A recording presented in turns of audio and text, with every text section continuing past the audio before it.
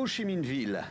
Loin des idéaux communistes, la capitale économique du Vietnam a aujourd'hui tous les attributs de la ville riche.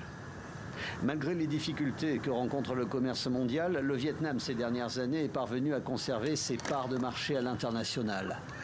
Le port de Truong To voit partir tous les jours, 24 heures sur 24, du pétrole brut, du riz, du café, des composants pour téléphone portable, 3% de la production mondiale de manioc et surtout des vêtements.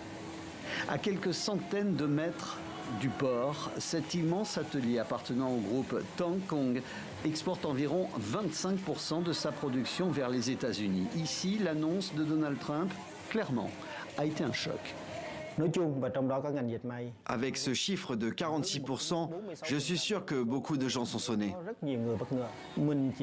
En ce qui concerne les exportations vers les États-Unis, en particulier dans l'industrie textile, nous n'avions pas prévu des droits de douane aussi élevés. Nous allons nous concentrer sur les marchés européens et des pays tels que l'Australie et le Canada. Ce sont les nouveaux marchés que nous pouvons explorer pour compenser ce manque. De nouvelles destinations et de nouvelles solutions à trouver pour les tissus et les vêtements de cette entreprise, mais aussi pour bon nombre d'industries vietnamiennes. Ces industries ont développé une capacité de production massive au cours des 2 dernières décennies. Elles emploient actuellement des millions de travailleurs qui dépendent fortement d'un accès stable au marché américain.